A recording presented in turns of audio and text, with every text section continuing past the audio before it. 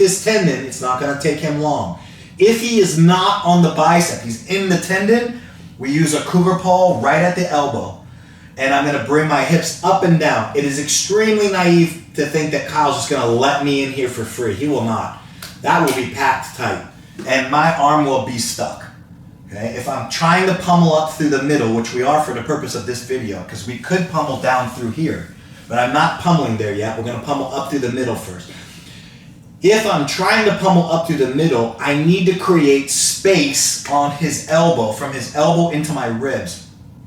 The only time, or the best time I should say, to create space in jiu-jitsu is on our way down.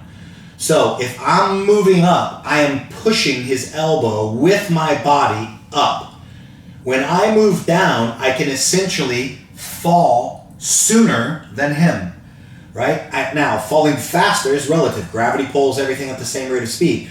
But I can fall sooner than him. Our ascension, we move up together, but then as I fall, there's going to be a space and we fall down together. So when I'm here and I go up and then down, the space happens when we come down. And now my hand is in, okay? The hand is on the inside. Now, is it a good idea to try to get to the outside? Absolutely. It's absolutely a good idea to try to work an angle off the ground. But it doesn't always happen. Sometimes you're going to get in here and he's already going to be working. Yep, you're going to feel that. And you're going to get the control of the head and you need to be on the other side now.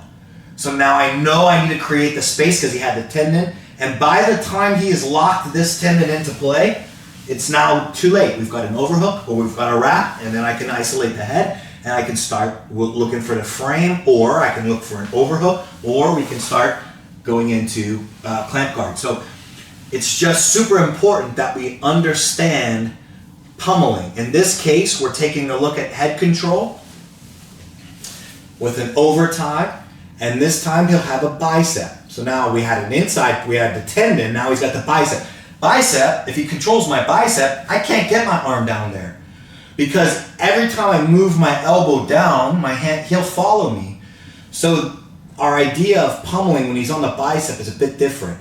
We just lay our hand down, okay? And what happens, we lay our hand down and then we move the hips up, and that creates the space. Now my hand gets under, and now as I come back down, I close it.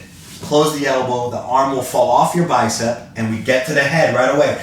2 stages, unless he's naive. If he is naive to pummeling and he just, accepts his arm, okay. Or I'm just better, I'm more experienced. It could happen.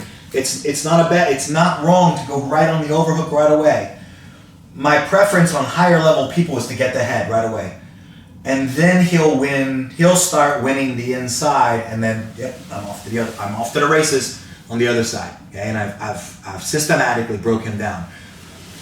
The other thing that can happen right now, Kyle's being very good for competitor-wise. There's a lot of experience, I can tell. Here's the other thing that can happen. This happens more in fighting if he's in a hurry.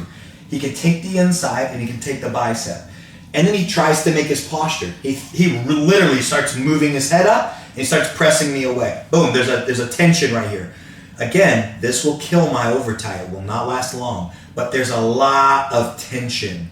When there is tension, and there's tension in the bicep, we have a better chance of winning the pummeling battle on the very first attempt. Why? Because there's so much weight coming down into his hands that the harder he pushes up, when I pummel and beat him, the harder he falls. And now this hand is busy. It can't win the inside as fast as what it could before. And now we can get out to the side, overhook the wrap of the guard, so forth and so on. So if there is weight, we may win it on the first. If we don't have to do we may not have to do a 2-stage process. If you have a crafty veteran and your training partner is crafty and they're patient, they understand pummeling, he may not push up like that. There may not be that weight hit the floor where his hand hits the floor, and we have to have our 2-stage process. So let's look at the weighted position again. He's got an inside tendon. I'm pulling him in. He's got the bicep, and he's hasty. He's getting out of here, or he's getting up to hit me. One of the two, but he's pushing up hard. When we pummel in, the hand falls as I bring my hips back down. The elbow closes. And listen to the sound of his hand. Can you put a lot of weight in? Push, buddy. Push hard. That's what you want to hear. If you hear that, you're good. We will most likely be able to get our overhook, our wrap, the Williams guard, or go into clamp immediately off of that first pummel. But if you don't hear that without that weight, if you hear this, he's going to be able to pummel quickly, and you need to stick to the 2-stage process of having the head